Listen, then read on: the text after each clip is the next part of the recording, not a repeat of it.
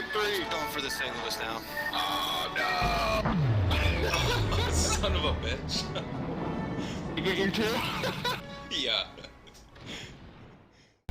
Welcome back to the channel, everyone. Thotgor here, of course, and today we're going to take a look at another ranked battle that I played last night. Now, I don't know what it was about last night. I played a few ranked battles, got my way to rank 13, but I always seemed to come across Tears of the Desert. Every battle was Tears of the Desert, and I was getting a little sick of the map, frankly, but luckily, I mean, by playing it so many times, I did get a good sense of, how the map worked and actually how I can capitalize on, playing a battleship on this map in ranked to actually win the battle. And this is a pretty good example of that. I do take my time most of the time throughout the battle here. But the big thing too is my team as well seemed to stay on board with taking their time. Now originally you can see I'm kind of thinking A, B, because that's where the majority of the team was, and that always seems to be the point that we tend to go on this map is A and B. But the team is talking away and they do decide, since I'm the only battleship surprisingly as well, that was another thing about this battle that kind of freaked me out. I figured that this was going to be a loss because this is the battle for rank 13, so I figured it was going to be a defeat and that I was just going to get pushed back like so many others. But anyway, the team decides, no, you're the only battleship, we're going to come to you, why not do B and C? So okay, fine. That looks good and sounds good. As long as everyone has agreed upon what points to focus on, we have progress here. So that's eventually what we're going to do. You can see the team is discussing it at this time, and I'm kind of looking around. I mean, they're already sort of coming to me anyway, and they're all cruisers and destroyers. I mean, they're much faster than I am, so they'll obviously be able to catch up. So okay, this is good.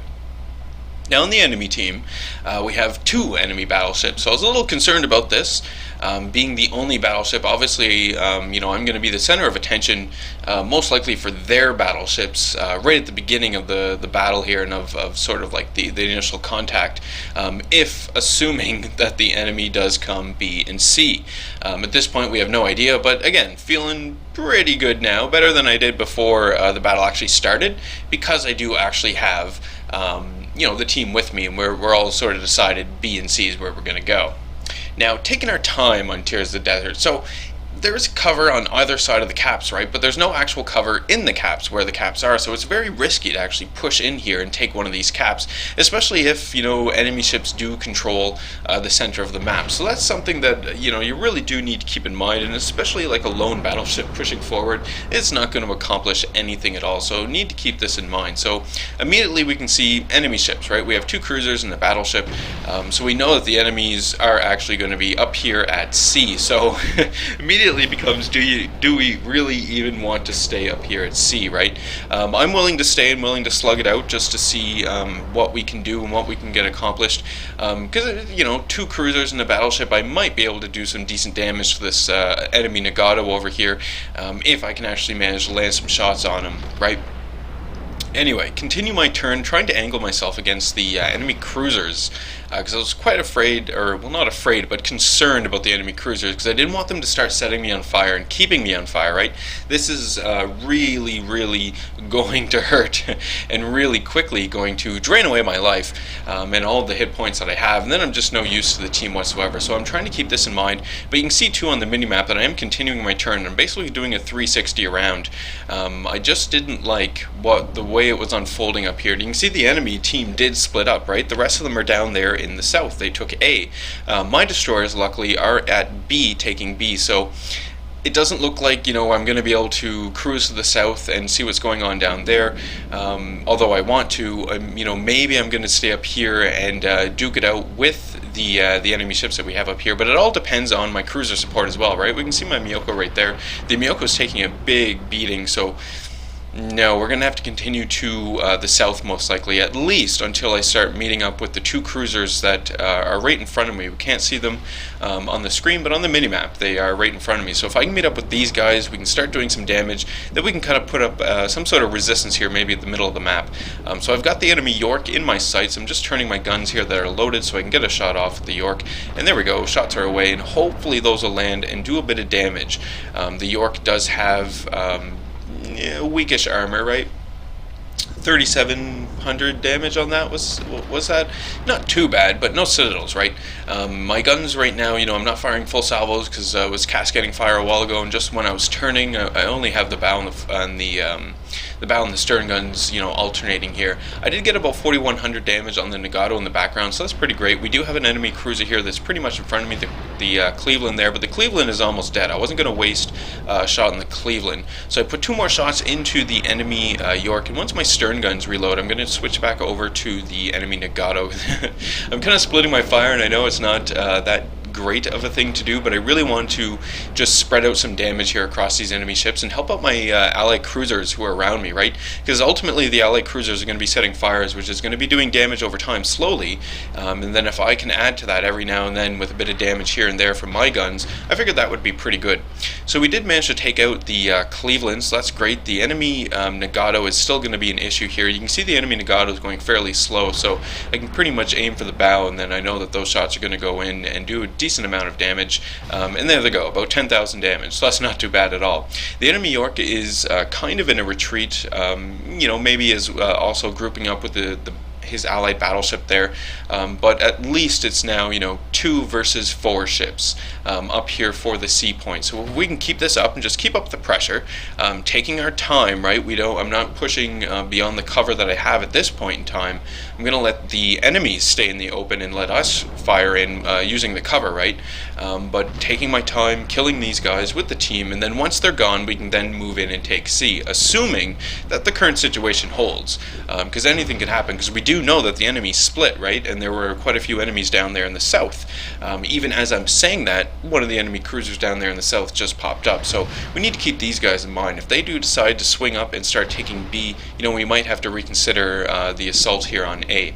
But for now, I'm happy to just continue pummeling away at this enemy Nagato, doing a bit of damage here, each salvo as well, another 5,400 there for on that one, so that's not too bad at all. And you can really see the benefit, well, if my cruiser, those shells would have hit the Nagato, but you can see the benefit of working with my cruisers, right? You can see the enemy Nagato isn't even firing at me anymore. His guns are turned, and he's now focused on the cruisers, because it is the cruisers who are doing all this damage to him, who are setting all the fires, right? In between my reloads here, this damage is just helping to take down the Nagato so much faster, so we really want to keep this up. The York is way back there. No, I don't think we see the York anymore, but he's still around. We still do need to keep that guy in mind. So there we go. Enemy Nagato is gone. Fantastic. Oh, there's the York. Yeah, back off there. But we do have this enemy destroyer. So I was a little concerned about the enemy destroyer, but luckily, once again, I have a number of cruisers around me, and there we go. My cruisers managed to take out the enemy destroyer. All is good. Now, this initial sort of skirmish here that I had with the enemies did cost me little over half my health, right? You can see that. So I do need to start repairing my ship here and taking some more precautious steps here as well. Maybe engaging enemies at range like I'm doing with the York now, just getting in whatever shots I can.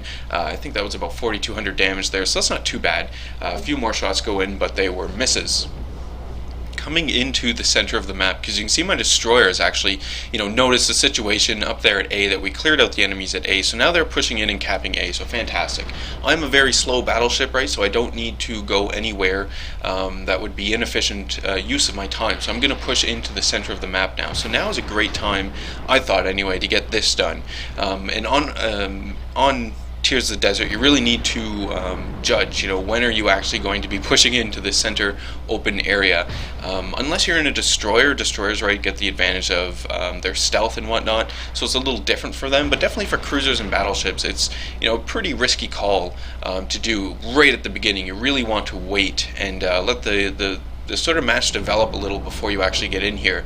I know that it's going to suck because you could potentially lose the lead in points, and specifically in caps as well, but as long as you're keeping up a healthy pace of destroying the enemy ships and then, once they're gone, moving in and taking the points, it should work out decently. So we do have an enemy Nuremberg. I'm always surprised when I see a Nuremberg in these battles, frankly. I mean, I don't get me wrong, I like my Nuremberg, I kept my Nuremberg, but in a ranked battle, no, I don't think the Nuremberg has any place in a ranked battle. But anyway, Nuremberg is gone. Now we have an Oba, and we have another enemy Nagato. So this is a second enemy battleship. So now, one battleship versus one, but I am on less than half health, so not too great. So I do need to be careful with this enemy battleship. And you can see, in fact, once I spotted the enemy battleship, I'm not willing to sail broadside onto this enemy battleship while I get into A. I'm just going to turn, get myself out of the whole situation here, and actually go in behind the island, as you can see I'm doing now. Now this play, I guess, is a little controversial because you do see the Allied cruiser I have, right, that I'm basically abandoning while I leave, but if this guy isn't smart enough to turn with me, that's not my fault. I'm not, I can't, look, I just took another hit. I'm in the red in terms of hit points now, right? I can't keep sailing broadside to these enemy ships and take that amount of damage. I need to get behind the rock. I've got about 30 seconds on my repair party there, so I need the time to actually, activate that and gain back some of those hit points if I want to stay in this battle and contribute to the team. I'm already at about 78,000 registered damage so far, so that's not too bad, but I can definitely dish out some more, considering, there's 3 enemy ships remaining.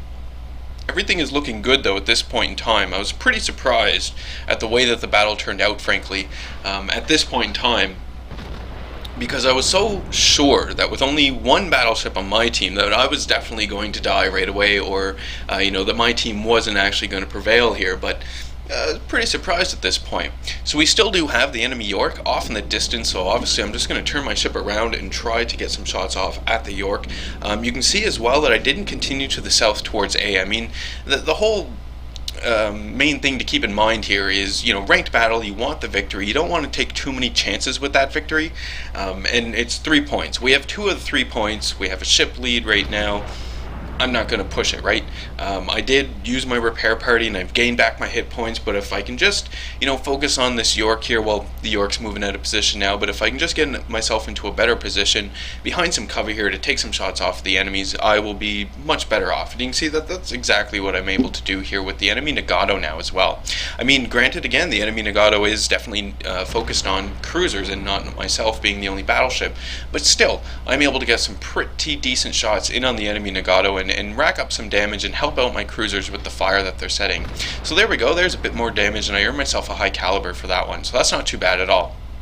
Still looking for some citadels or maybe a kill, but I'm not too concerned about the kills, frankly, because again, this is a ranked battle, right?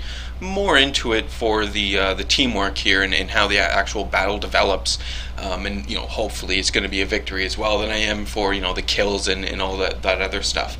As long as it's a victory and I contribute to that victory, I'm more or less happy. We still do have the York off the distance, but it does look like that York is taking a little bit of damage. Potentially he's on fire, so hopefully we won't have to worry about that player too much longer. And there he goes, fantastic. So now just one battleship and one cruiser. It's the Nagato and the Oba that we have remaining. So I'm going to get myself out back into the center of the map and start putting some shots into these guys. So I'm considering, do I want to fire at the Oba, the Nagato? And I figure, yeah, no, I'm probably going to go for the Nagato, right? He's giving me a broadside here.